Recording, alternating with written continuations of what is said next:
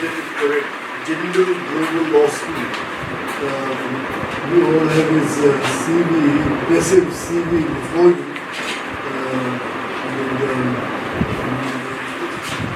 Nepal for his first law degree, Barcelona for his master's of law degree, Singapore for his PhD. And you have seen the abstract of his theme on the different attitudes and approaches of China and India to international law, attributable to their semi-colonial and colonial past respectively. So this seems fascinating, and I'm sure you'll be very educated. And I'm now going to invite Dr. Prabhakaran to make his presentation.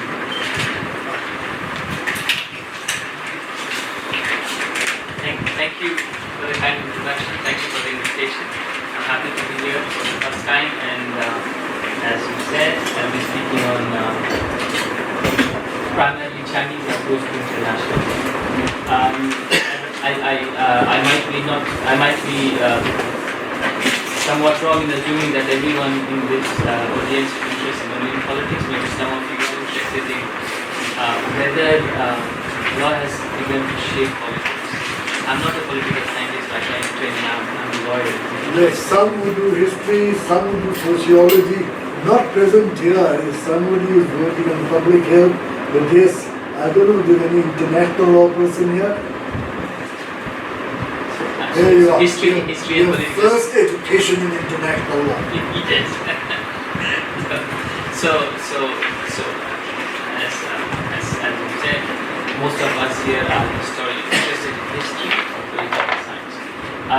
But as you know that there is a common meeting ground for international law and international relations. International relations come from political science, international lawyers come from international law. This would be Monica, just give me the band along with the pencil.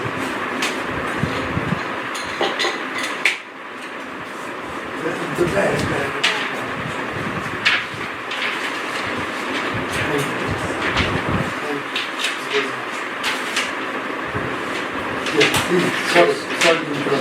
So there is some common meeting ground.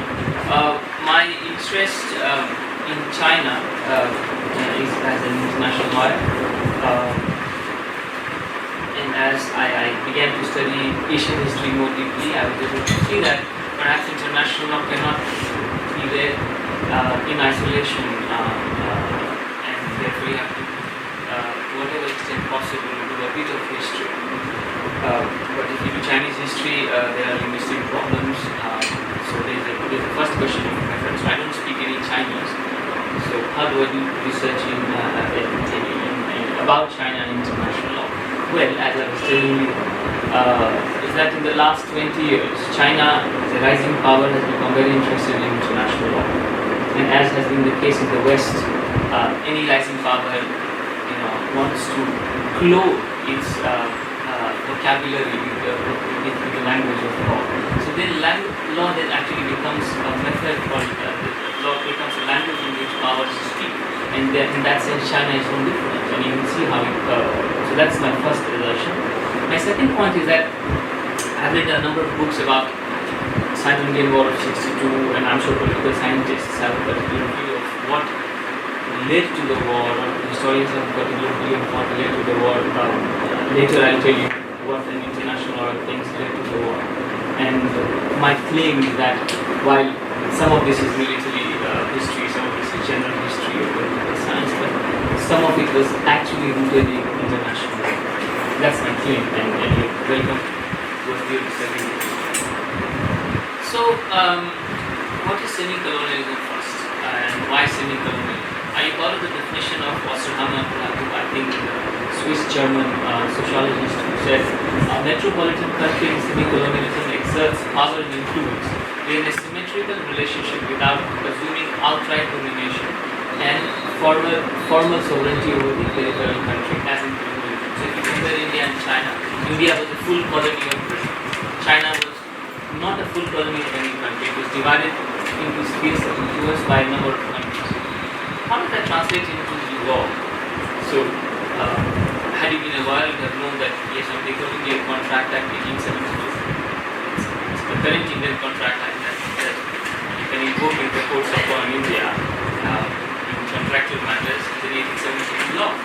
How does it survive? You will not find a law like that in China or Thailand. Why? Because these countries were not fully colonized by any one Western power, but India was by Britain. So our laws were made and shipped to India. And therefore, we make that distinction in legal history between countries that were divided into spheres of influence by Western powers versus a country run by one power, India. Of course, you could say Goa was Portuguese and Pondicherry was French, etc. But 99% of India was run by the British. What we call semi-colonialism, borrowing the definition of Foster Hammond, is what the Chinese call foreign domination. Right? So you can compare these words, right? Semi-colonialism is same as foreign domination. I emphasize this because this is the term Judge Shui Hanqin uses. Who is Shui Hanqin? She is the Chinese judge of the International Court of Justice. She was an ambassador of China to the Netherlands, and then she became the judge of the International Court of Justice. In her papers, she used the word foreign domination, that China was foreign dominated. Semi-colonialism, as I said, we contrast it with full colonialism in India. Now, what is China's international? What is China's basic position on international law? China's basic position on international law is that international law is a Western construct, and no one disagrees with that. In academic literature in the West as well as in India, we also agree that international is a Western country construct. Then, so is the nature of the state. Indian state is also a Western construct. So the state is West state, right? But China emphasizes it. So there is no disagreement insofar as the conceptual understanding of the modern state is concerned. The difference is in practice and how that comes out when we make arguments in international. So China is an avid user of the principle called rebus sic stantibus. Rebus sic stantibus is the principle is a principle of international law that speaks about changing fundamental circumstances as an excuse to dominate treaties. So China has been using rebus sic stantibus since 1920s, right? When Taiwan, right, not Beijing, when Taiwan, nationalist China was the real China in the 20s, and we know that history where nationalist China, like nationalist India, was in some way connected to Japanese imperialism, but getting inspiration because Taiwan was a colony of Japan for a long time. So rebus sic stantibus is actually a principle that China perfected since the 1920s. Who was its biggest user as a jurist? Judge Wellington Koo. Wellington Koo was again the judge, Chinese judge from Taiwan with the International Court of Justice. And in the 20s he was a negotiator for China with the West Indian conferences. So he was a big propounder of rebus sic stantibus. For the obvious reason that China had in the 19th century signed a number of treaties that were called unequal treaties, and for China to free itself from such chains of such treaties, they had to come up with legal arguments. And therefore in China you will see treaty. The word treaty or treaty relations is seen in a very suspected way, unlike in India where where after 47 we inherited all the treaty obligations from the British Empire. So in the Supreme Court it was George case clarified that we inherit the treaty obligations of the British Empire. China was doing exactly the opposite of that because it wanted to come up with a principle that actually helps them cut through treaty obligations imposed on them by Western powers. And we know that till 1971, Taiwan was the legal China in the UN, and Taiwan was pushed out by Beijing in 71. So the world switched from recognizing Taiwan as real China to recognizing Beijing as real China in 72. Now, as I said a few minutes ago, that irrespective of what opinion political scientists and historians have of the Sino-Indian War, in my research I have come to the conclusion that international law plays its bit in the war, and this is how I explain it. So, lawyers, international lawyers know a particular case that happened between Cambodia and Thailand in 1960, decided in 1962, Temple of Preah Vihear case. The Temple of Preah Vihear case is a case about the ownership of a temple, which was supposedly Brahma Vishnu temple, Hindu temple, 12th century Hindu temple, situated at the border of Thailand and Cambodia. Now, Thailand and Cambodia are both Buddhist countries now, but they had in the past. And so they claim the ownership of the temple and the architecture as part of their ancient heritage. So they were both fighting over the temple. In any case, Cambodia took the matter to the International Court of Justice in The Hague. The International Court of Justice decided that the case in favor of Cambodia. So the court said the temple belongs to Cambodia. I have studied this case in details, and I have recently argued that the ICJ decided in favor of Cambodia because if there is a territorial dispute between a country that is colonial and semi-colonial, international law will favor the country that is colonial. That's my first claim. And what is the basis of that claim? Well, my argument is that when there is a case between colonial and semi-colonial country, Thailand, like China, was never colonized. Cambodia was a French colony, like India was a British colony.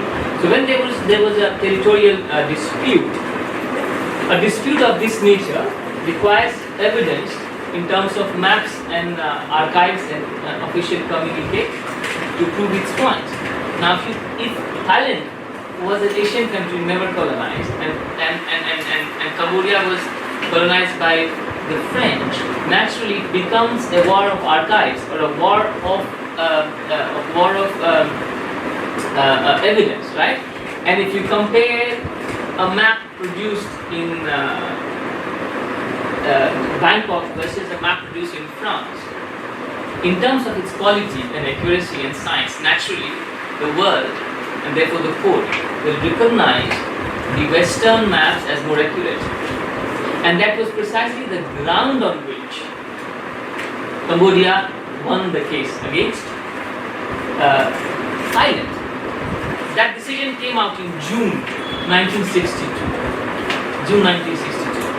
And within a month of the decision, K. Krishna Rao, the then legal advisor to the government of India, and the editor-in-chief of the Indian Journal of International Law, that is published by the Indian Society of International Law, the Supreme Court, he wrote a piece making the argument that the temple precedent, the temple case, should become a precedent, a binding precedent for the dispute between China and India on boundary.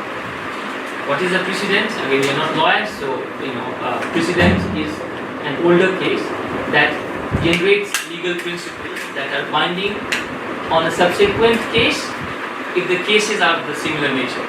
So we are a common law country, and precedent is one of the ways in which we apply law.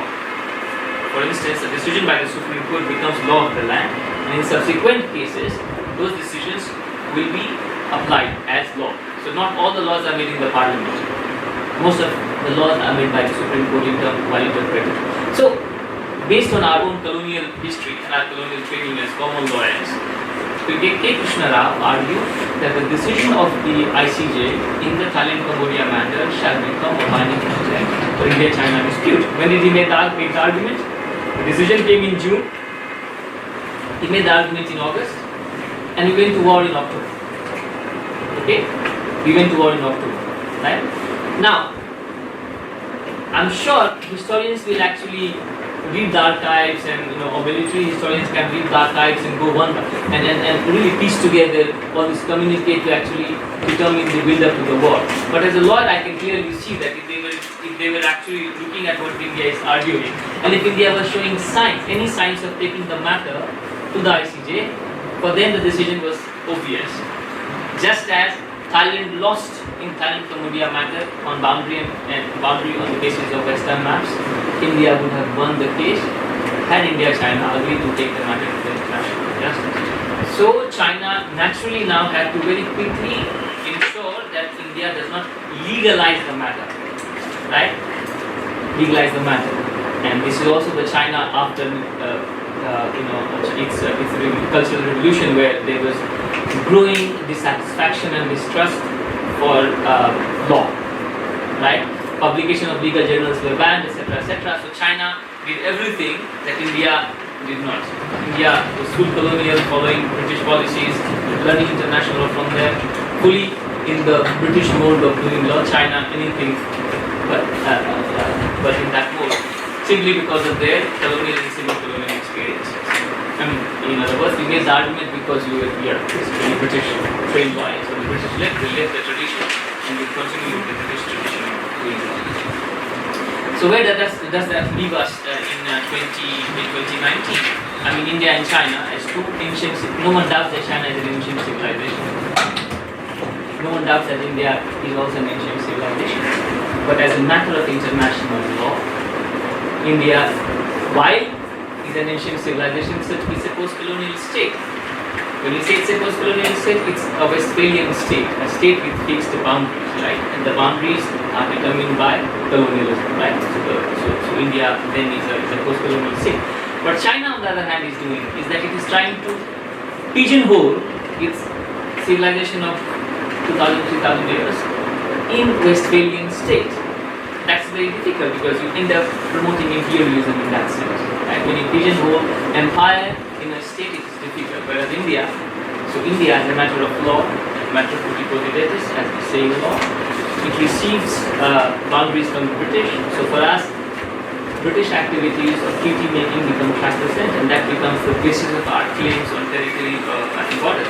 Whereas China is exactly opposite. And why do we do that? Neither is India or China wrong in its approach. It's simply because of the history of colonialism and semi-colonialism that you take a position. You take a position because we received it in such a way. And if international law is a way to defend the position we take, that's what these two countries are doing. Okay. So then we come to the issue of law of territory. What is law of territory? Well, the law of territory is determined by a few factors. The first is UN Charter of 1945 that says territorial aggression is prohibited. So, Article 2.4 of the UN Charter prohibits territorial aggression. That doesn't mean that countries did not go on to use threat or breach UN Charter, including India. India's invasion of Goa, taking over of Goa. In some sense, is an example of how India also moved army to Goa and assimilated after the decision of International Court of Justice in 1960 in the right of passage case between Portugal and India. So, law of territory is a combination of the UN Charter, bilateral agreement between India and China, the Panchsheel Treaty. Then other issues such as China's annexation of Tibet and therefore China's claims on both eastern and western sectors. So in Kashmir, in Tibet, in Ladakh, on the western sector, and then Arunachal in the eastern sector. So China's claims are because of its retrieving, so-called retrieving of its territory after the end of colonialism, after the UN Charter. So you can see that how this is how their semi-colonial attitude is actually generating their argument. But that's the law of territory. How about the law of the sea? Just as the UN Charter of 1945 determines the law of the territory, United Nations Law of the Sea 1892 determines the law of the sea. And whatever your opinion or position you have in political science and history, in law these are two different regimes. This is very important and something that political scientists and historians often omit. That law of the sea and law of the territory are two different regimes. Why? Because law of the sea is much later, but you took a law later in time. Right? So that's one principle. The second is that international law establishes that there's a doctrine in international law called land dominates the sea. So if you were to determine your possession in the sea, you have to determine your possession of the territory. So once you know your land territory, your boundaries, and then you determine according to the law of the seas how much of sea you have in your territory. So land dominates the sea. And we know the famous arbitration between China and the Philippines, where the Philippines took China for a permanent court of arbitration tribunal, where China did not participate. which is not very unusual because most of the powers usually do not participate in such legal proceedings because of the fear of precedent, fear of a legal decision. The tribunal eventually ruled against China. We can talk about that in question and answers if you're interested, but the point is China lost again. So in some sense, China has been trying to avoid International Court of Justice against India since 60s, but here Law of the Sea is a different regime, and here China's position is much weaker simply because while China may be right in saying that some of our Indian position on our boundaries are based on British treaties, China was a negotiating member of the UNCLOS. So China sat for 9 years, like India, in the United Nations Law of the Sea arbitrations. So you cannot call the UN Charter as well as the UNCLOS as colonial treaties. I mean, one is colonial, okay, perhaps colonial, but you cannot call the UNCLOS a colonial treaty because you yourself busy participated in UNCLOS just after kicking Taiwan out. Taiwan is out in 71, Beijing is in 71, and the negotiations start in roughly 74. So from 1974 to 1982, Beijing is sitting right in the negotiations of the UNCLOS. So UNCLOS cannot be called a colonial treaty, it's a post-colonial treaty, and therefore then China's rejection of that is smoking gun for us in that sense. And therefore, I mean, we talked about what Indian lawyers were arguing in the 60s, right? So it's interesting to see how leading Chinese lawyers are, what leading Chinese lawyers are saying about international law these days. Bing Xia is perhaps the best Chinese lawyer, international lawyer we have, very reputed, very scholarly, Oxford educated, wonderful pieces, he wrote wonderful pieces on islands, which is published by Oxford, wonderful scholar. So what has he argued? He made some arguments which are interesting for me because the argument that Chinese are making in 2050, or made in 2050, is exactly what K. Krishna Rao was saying in 1962. And we'll see what they're saying.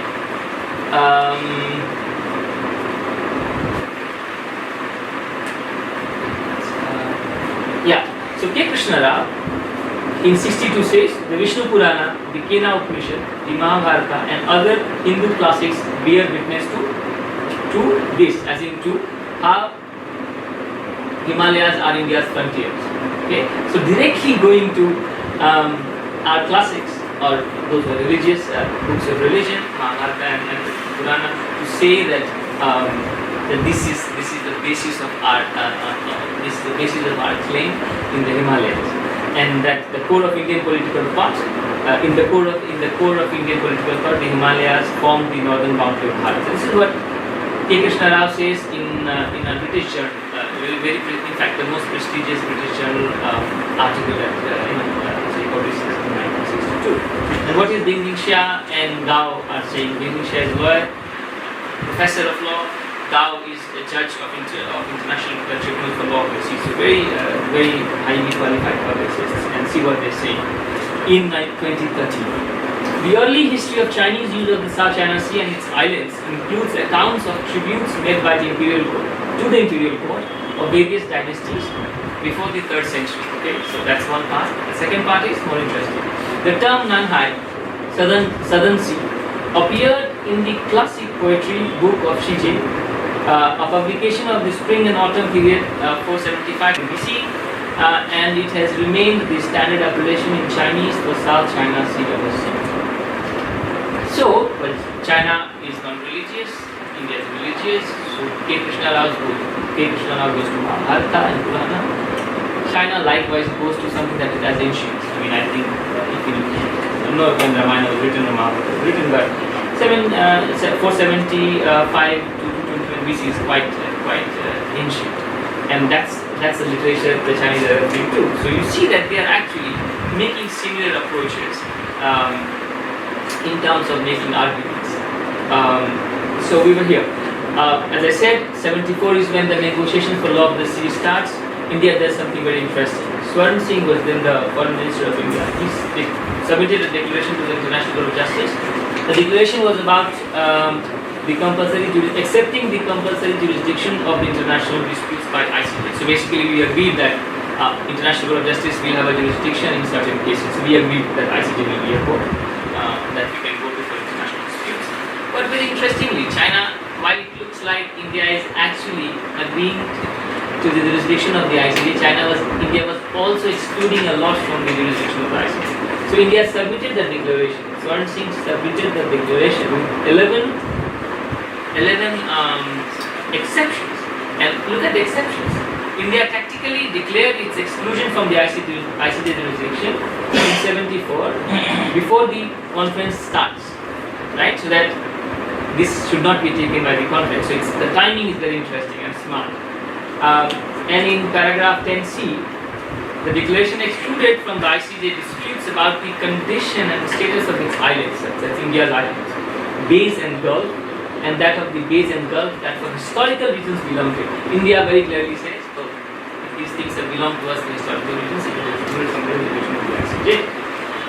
And this is what, in my opinion, prompted China to make reservations to the clause, because China was constantly learning from India in that sense.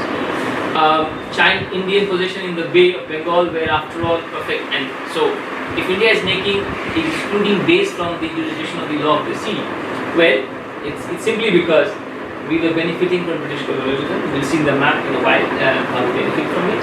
And if you think about that, in some ways, if you look at the Second World War, Japanese had come all the way to Andaman and Nicobar Islands, right? And then of course bomb is dropped and Japan withdraws and the whole resistance from Subhashchandra Bose falls. So you reach a situation in the Bay of Bengal where Japan had recognized Bose as the legitimate government of India, while we had Nehru and Gandhi on the other side. Same like Japan, like Beijing and Taiwan position, right? If imagine for a moment that Britain had if US had not dropped the bomb on Japan, well, you would have had exactly the same situation as Beijing and Taiwan. Subhashchandra Bose recognized as the legitimate government of India by the Japanese, and then the Western powers recognizing him. What would have chosen for the government. And this leads us to a very interesting issue in political science and in law, which is, well, how do you determine a legitimate government? That is, so, and then this becomes a question of political science, because there is no law that tells you this is how you become a state. And you can imagine why. You will never have a convention ever in the history of the world where countries agree to create a convention or a law that tells you how to become a new state, because that goes against their own territoriality. So because there is no law on this, there are two competing theories, declarative and constitutive. Declarative theory says that you can declare to be a new state. Kosovo is an example. But when Kosovo, backed by Western powers, declared its independence, right?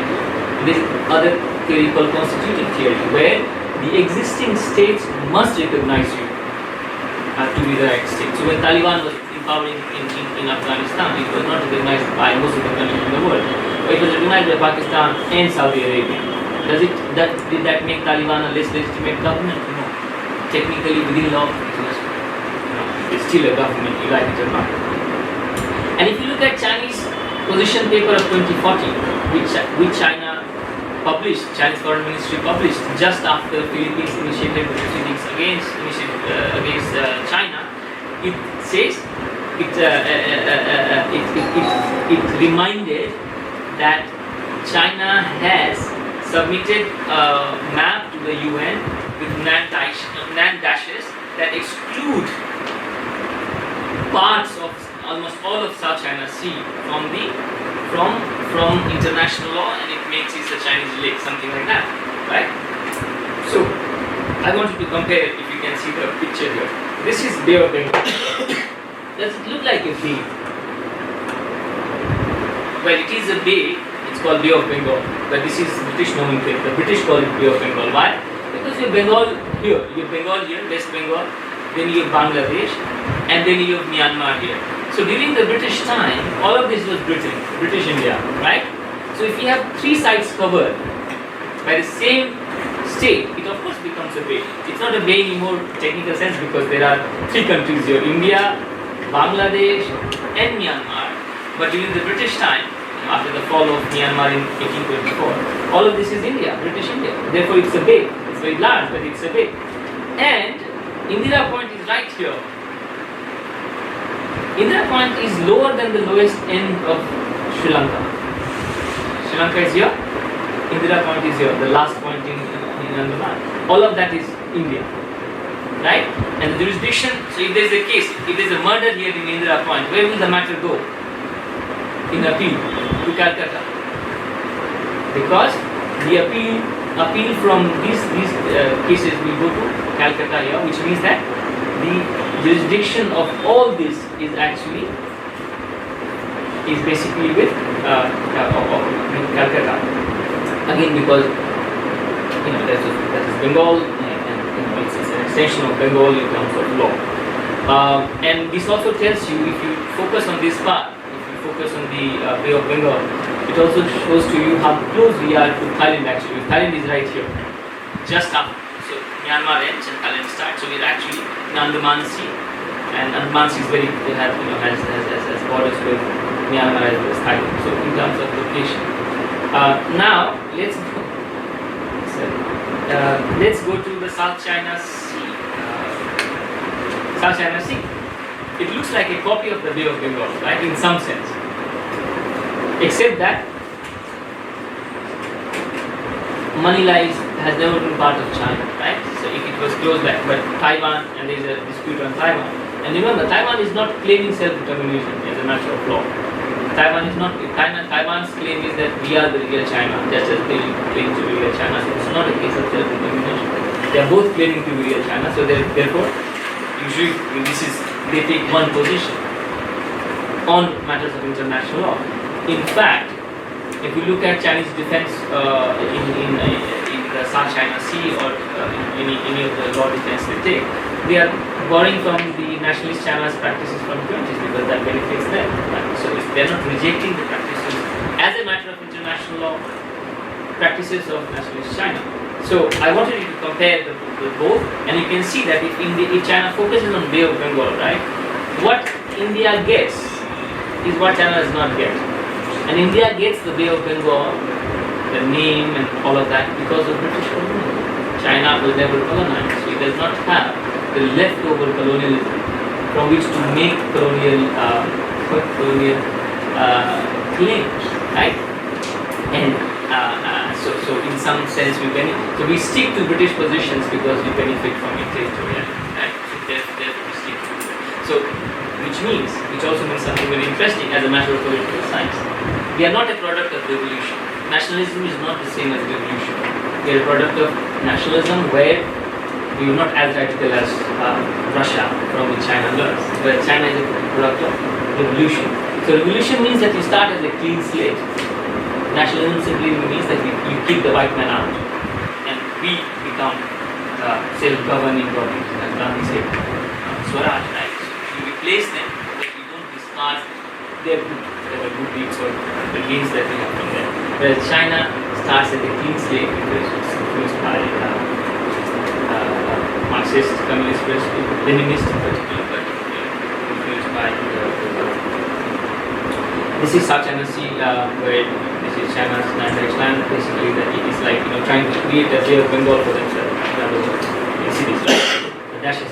So it's very arbitrary because China simply took a map, printed dashes on it, submitted to the UN saying this is our legal position.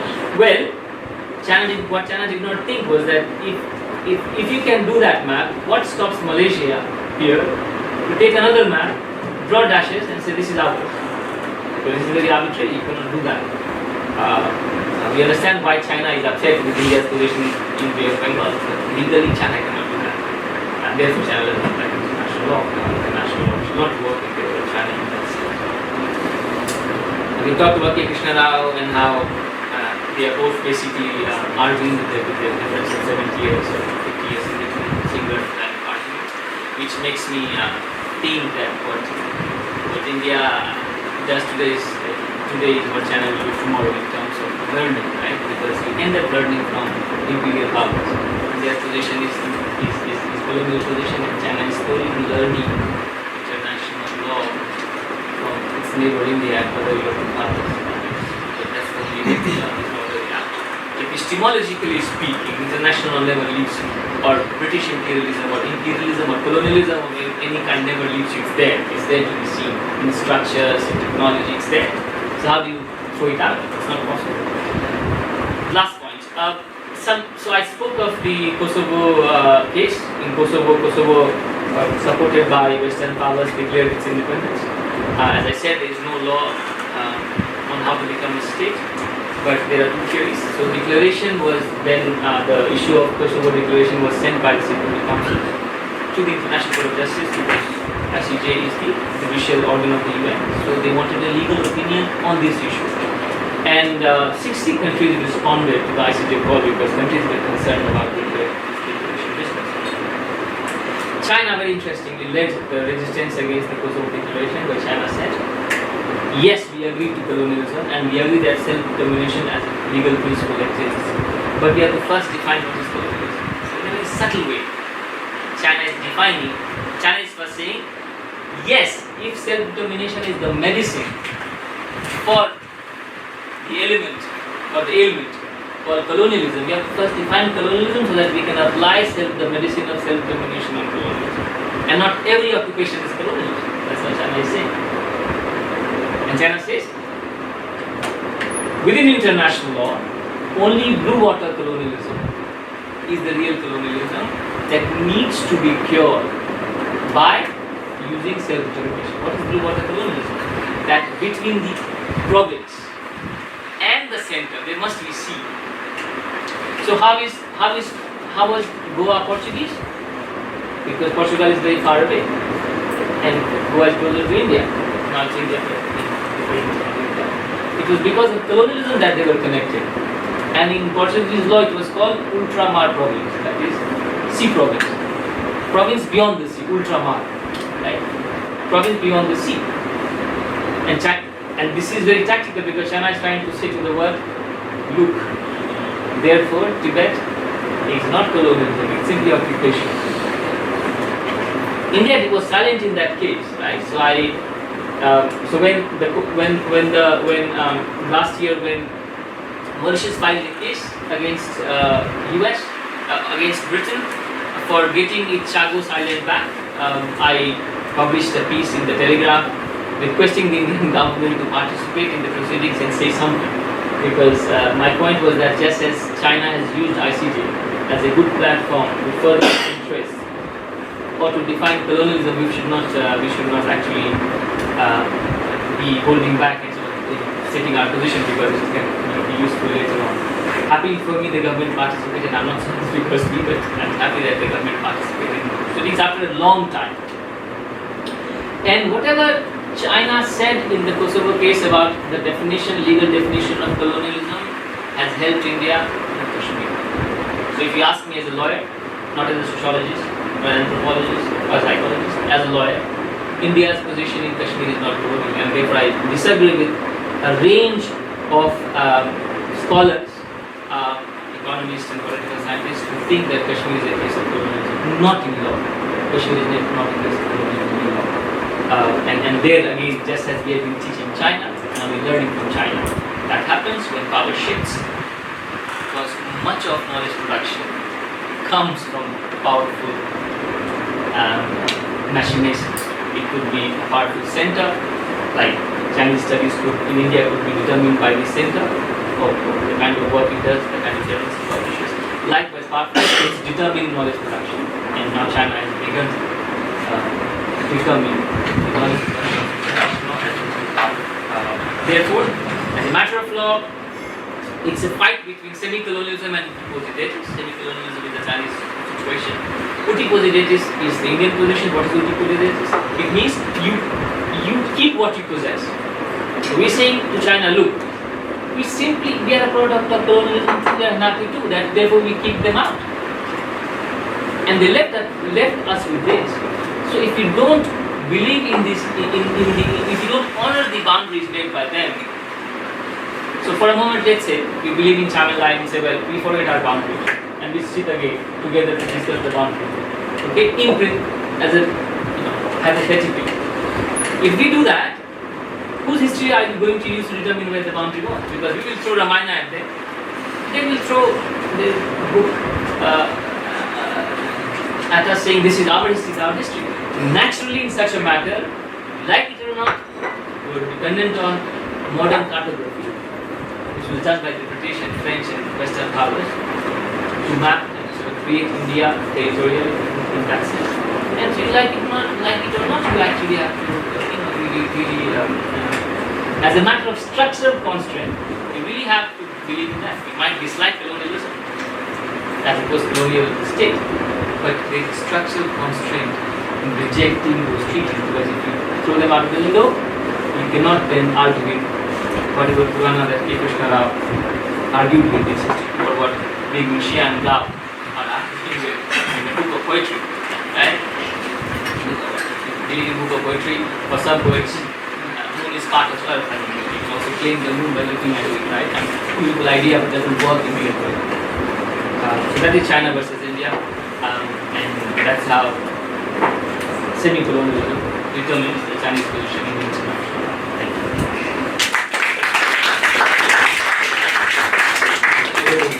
Absolutely fascinating. A lot of young people came and gathered in a group later. Are you a general student? I don't know them, but so now they are students, they are my students. It's a pity that those who arrived later missed very important links in this absolutely fascinating talk. One really begins to feel sorry for those who missed the talk. And one feels, for those of you who have not studied law, this is a fascinating introduction.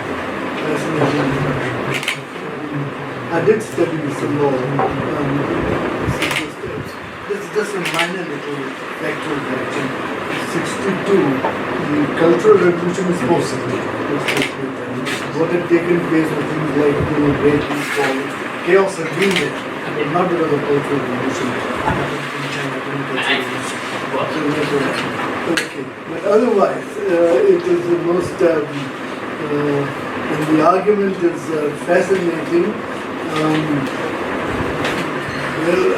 How persuasive.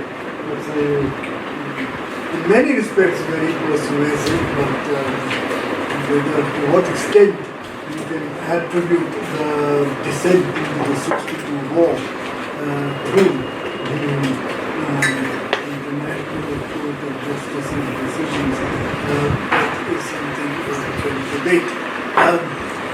Now the floor is open for comments, questions, answers. Yes. It's a very simple question actually. So in one of your earlier slides, especially the Cambodia, Thailand case that you mentioned the ICJ has binding precedent.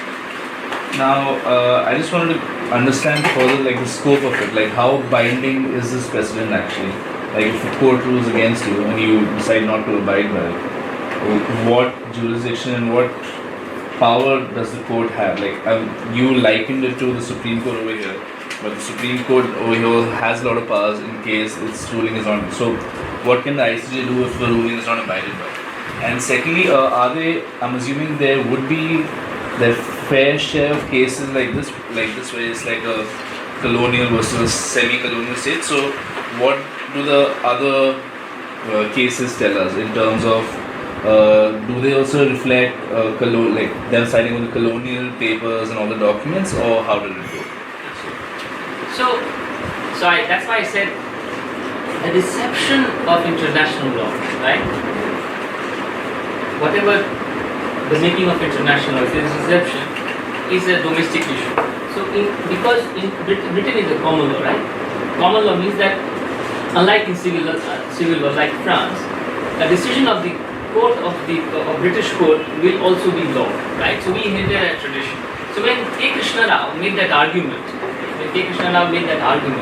he was making that argument in the common law tradition, saying a decision of the ICJ does decide the law. It does. Okay, so then we are happy as rule of law country, we are very happy to agree with the decision. Now it so happens that it falls in our favor, but that's only a chance, right? That's what he was trying to argue. The second part, whether unlike the Supreme Court of India, the ICJ can or cannot enforce its decision. Well, within the UN Charter, the Security Council is the police, and they can enforce it, but it's political, right? So it's very difficult to enforce a decision against the US. Who is going to bomb US if there's a decision against the US? So it's possible, but the police, like in our country, many situations. I come from Bihar, so growing up in Bihar in the 80s and 90s, the police was in the hand of the government. So how many gundas would do? It's same idea. It's very difficult if the Security Council, the permanent member of the Security Council have decisions against them, and they will not go against any of that.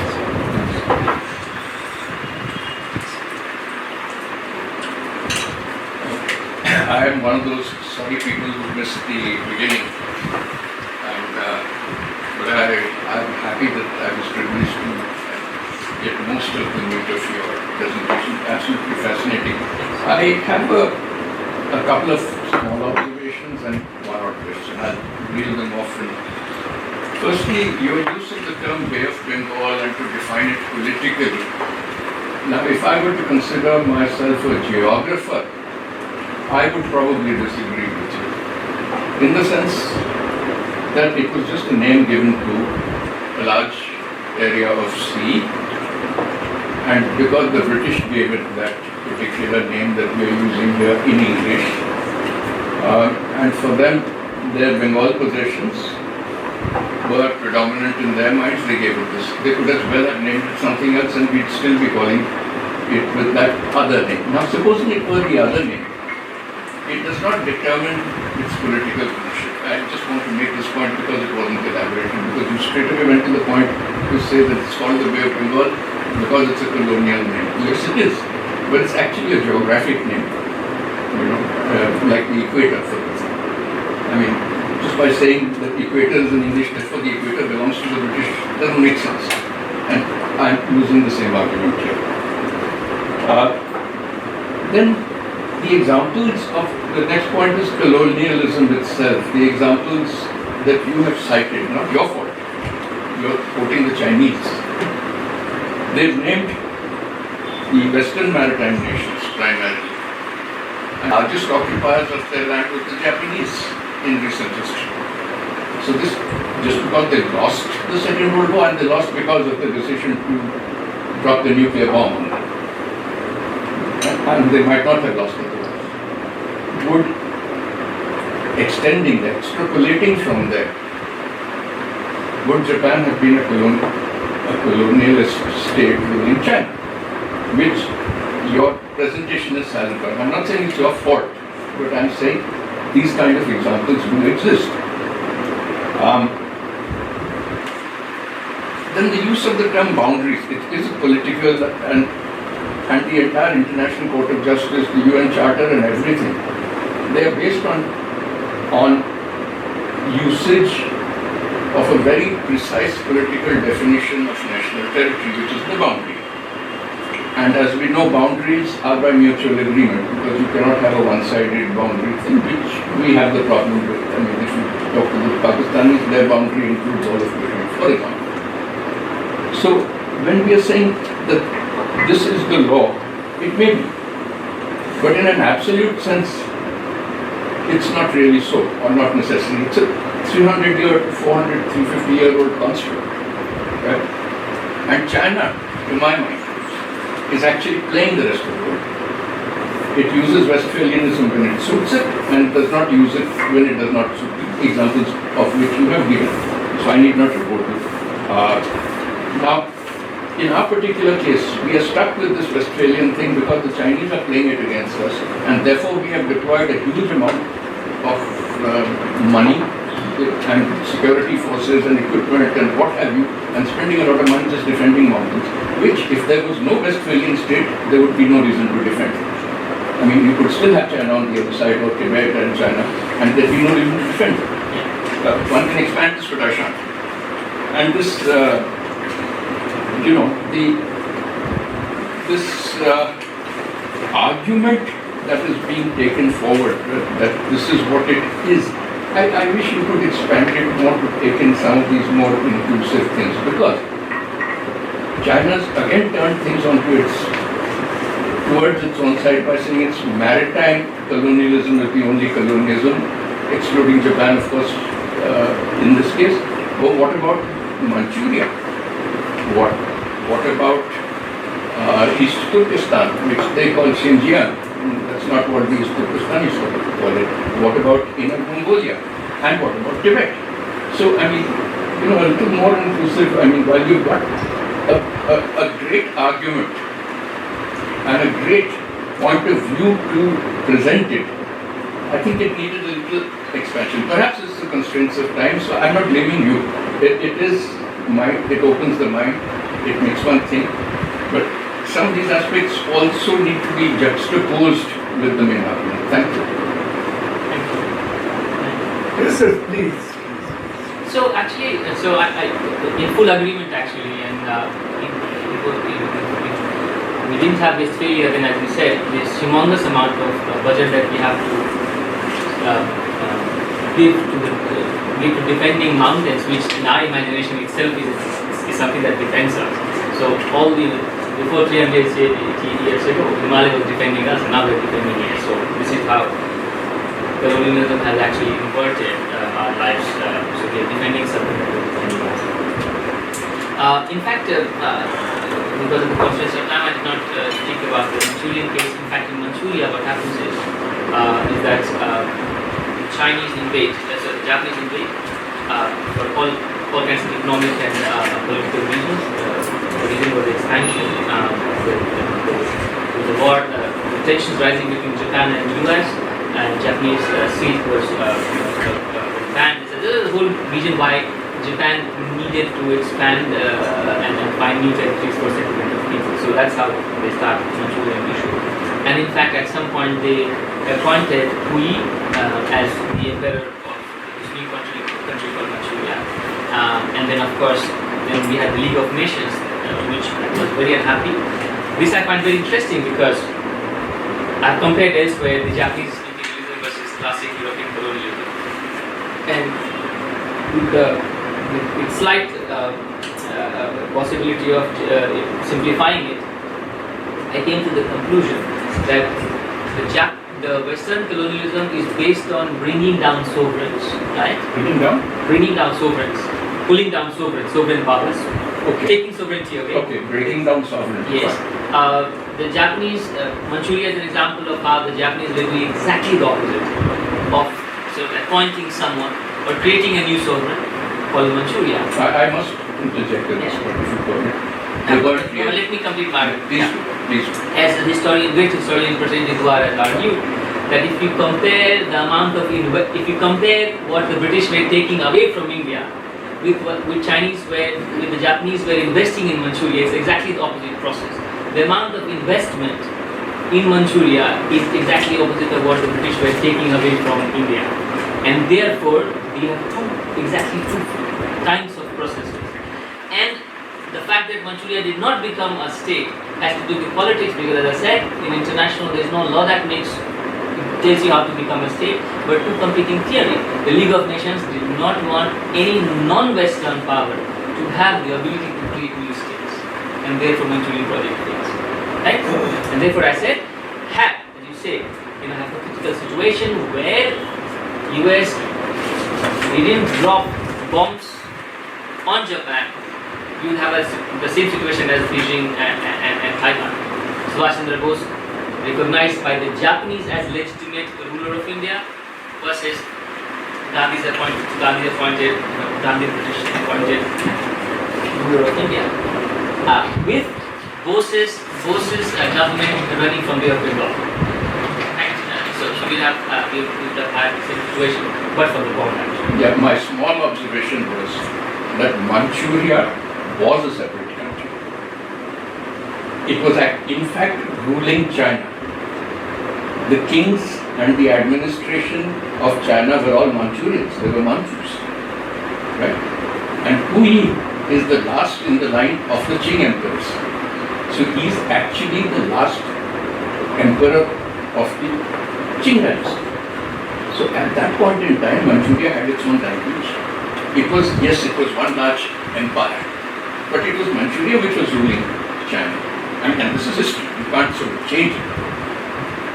The Japanese cut it off from China, appointed the Qing and descended last one there. So there were other elements rather than merely seeing it through Western eyes. Agreed, but just as the Mughals were sovereign unto themselves, and the only competing power in the 17th, 18th century, in fact 18th century, was the Maratha. Because at some point the Marathas were actually providing protection to the Mughals. But when we made India, it's not Maratha or Mughals, all of that becomes India. So some amount of whitewashing of history is inbuilt in the idea of West Indian state. As long as you accept that, it's okay.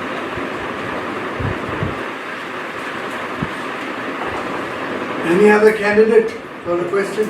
Yes. So, I have a question and I need your explanation. It was raised an interesting point about South China Sea. They can't hear you. You can? South China Sea, one is that it was not 9 dash lines, it was 11 dash lines. Which became 9 later. They don't change. But the Kuomintang regime under Chiang Kai-shek submitted it to make their claim on the entire area. But the arguments in the Filipino case was not based on those lines, because they brought in that case. But the Philippines was argued on the difference of the law of the sea. Yes. And which China said we are not party. Or they are party, but they have made reservations.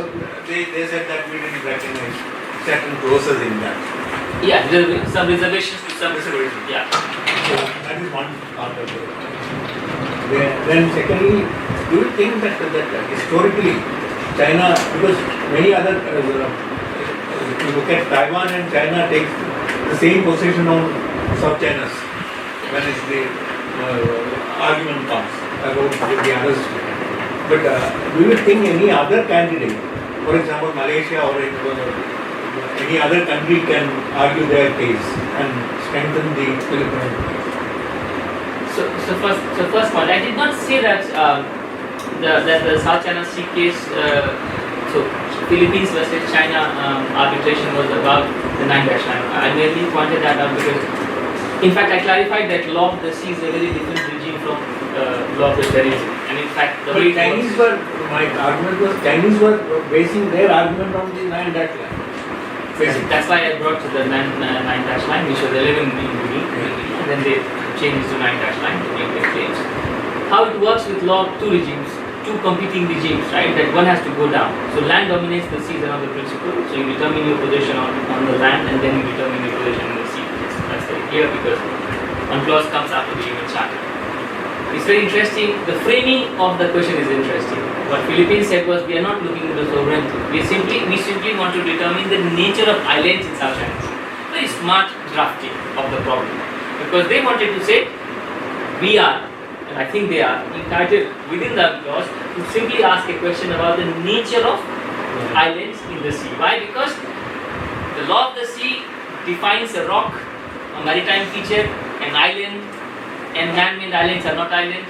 So it has a definition, right? So very smartly, Manila was trying to signal to the world, or point out to the world, or look at the possibility of, through the tribunal, of exposing Chinese sort of lack of legality in Chinese claims.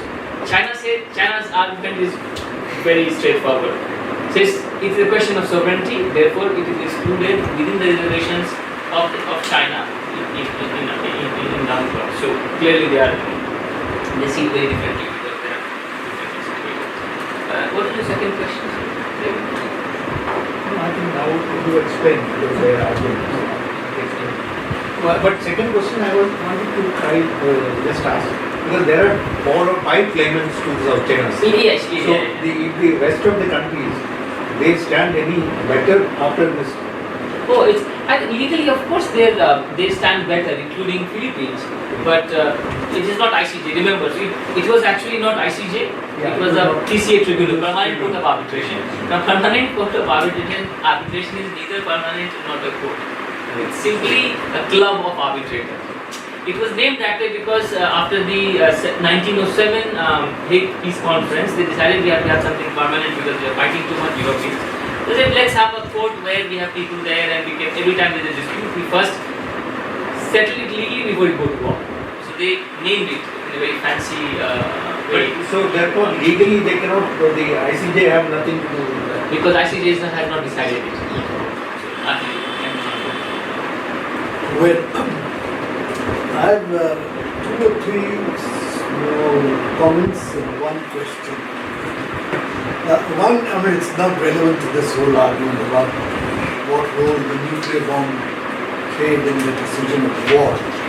I think we can not argue till cows come home whether or not the bomb determined the result of the war.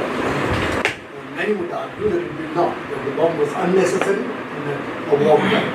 But that's not the issue. It has nothing to do with your argument, but it just comes into this. In fact, Whether how the war ended, etc. is irrelevant. The fact is, the relevant point you made is that if at the end of the war, the Japanese had not lost, so Subhash Chandra Bose would have declared the rule of India operating out of America. And that's a relevant point. And I think it's a legal point, but it's a very interesting argument in terms of the Taiwan Treaty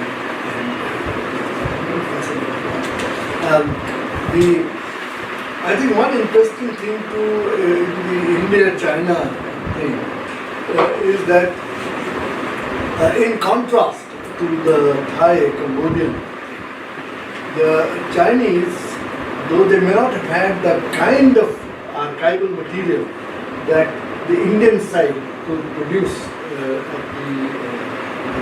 at the official stock, the Chinese have a huge volume of their written records other than just poetry. Okay? So they were great cartographers. The pre-British India did not have that kind of cartography. The Chinese had their cartographers.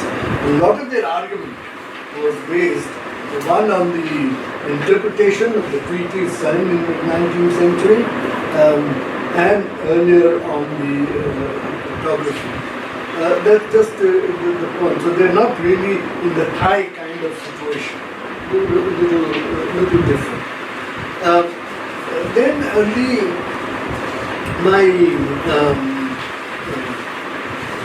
I would really be open to debate. I'd be very interesting. I think this is not quite the occasion for it.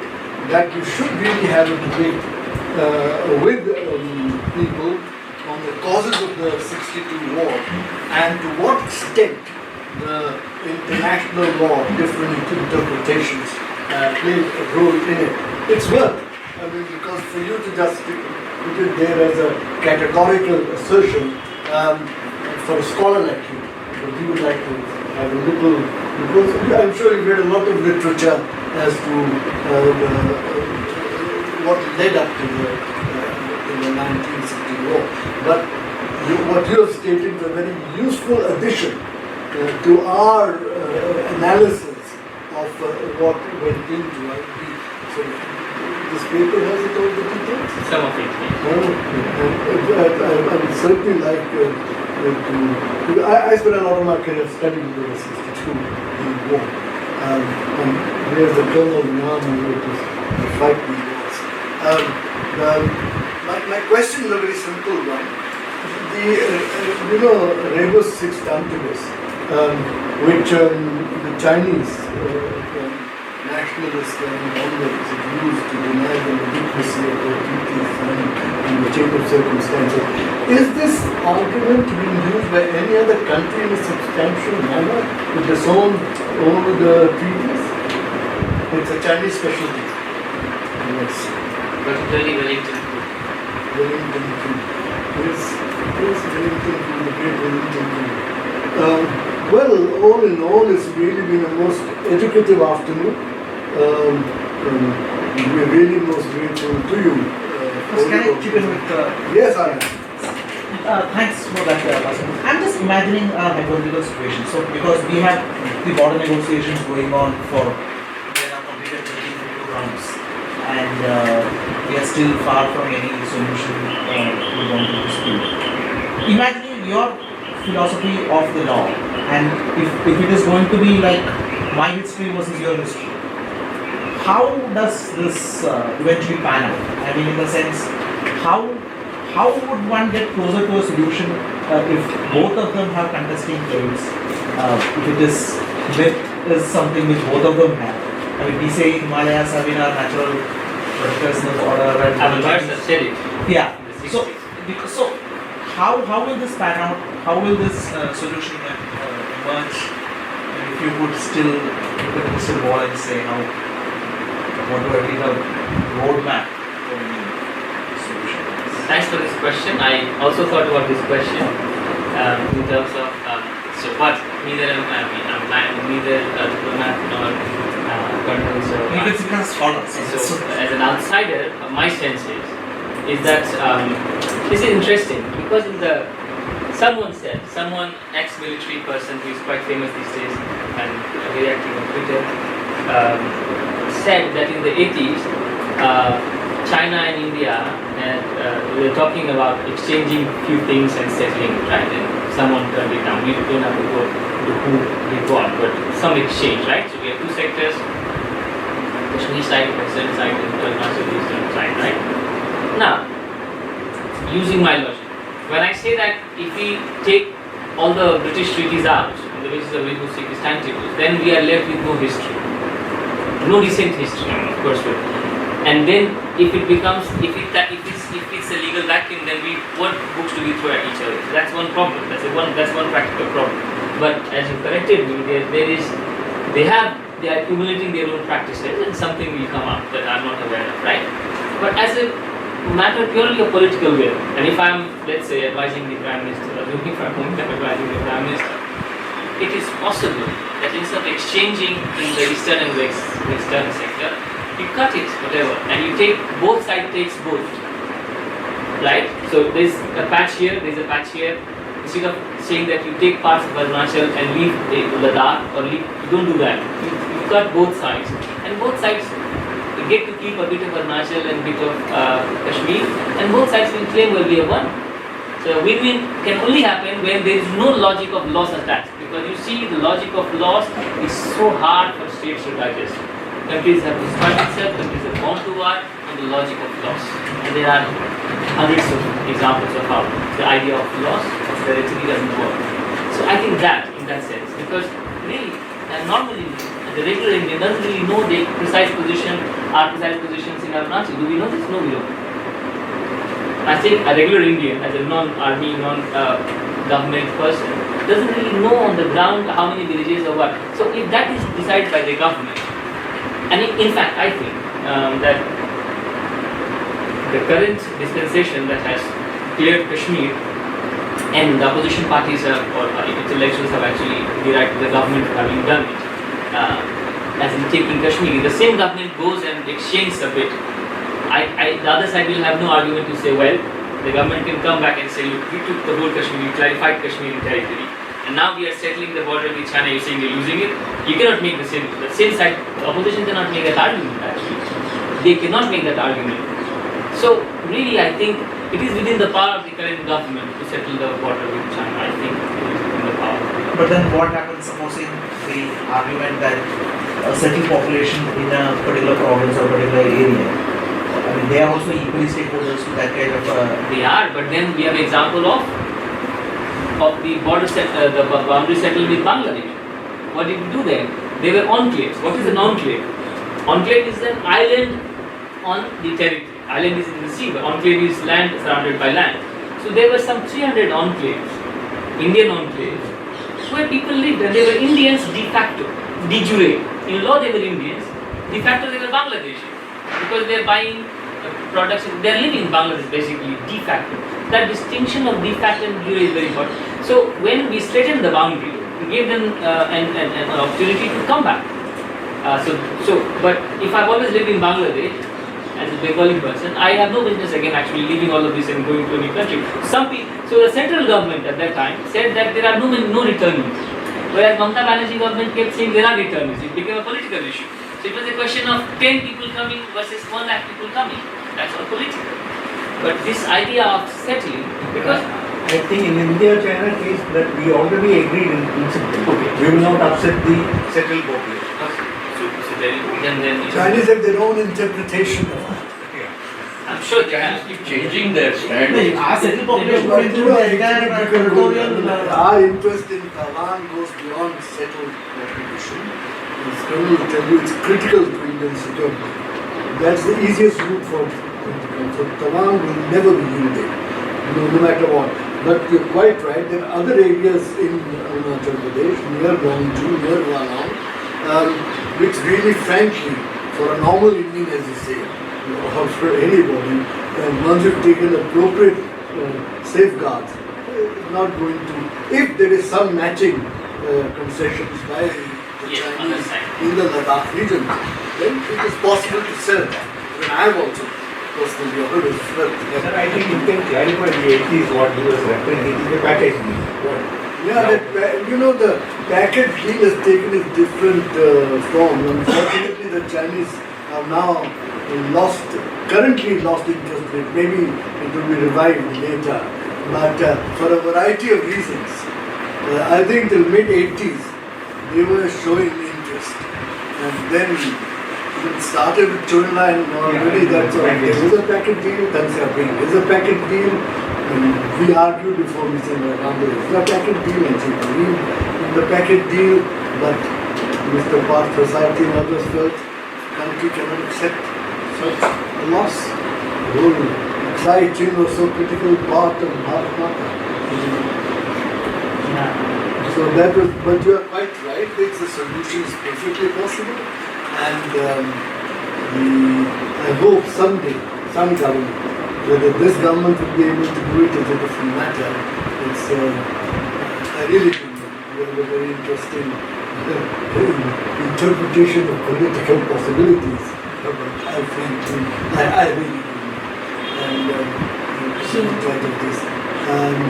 Is there, yes, certainly, absolutely. Here in the Asian Journal of International Law, Contrarily wrote an article on China's and India's position on international law. Where he says that both the countries after the 62 war, as long as they have been developing, they have started following the Westphalian moral system in the sense that there should be territorial integrity and the policy of non-interference. Now, we have seen the position of China with regard to the South China Sea that of not honoring the award. Now, India Not honoring the award of the arbitral award. Yeah. Now, there was a similar dispute with regard to delimitation of maritime boundaries of the Bay of Bengal between India and Bangladesh. Where both of the countries went to the arbitration and India, in fact, honored the award. So, how do you see this dichotomy? Number one, Professor Sonraja, Wang Jiang, they are both my supervisors at NUS. Professor Sonraja was my main supervisor, Professor Wang Jiang, Chinese second supervisor for my doctorate. So I know that he's extremely too. I'm happy that my teacher is not engaging with my works. As I said, so it's an academic project which is very far away from reality, and I'm saying this with utmost respect to my guru. So I don't really think that what they're arguing is actually mapping onto realities. It has to do with the fact that the project is very, as we say in philosophy, teleological. They've decided the end and they're arguing it backwards. So that I don't think is It's a nice academic construct, but I don't think it's going to work. So, and in relation to, I don't think we can also compare India and China and India and Bangladesh for the simple reason that the relationship between India and Bangladesh is of a different kind, right? So in law, our position is that when Bangladesh, what happened?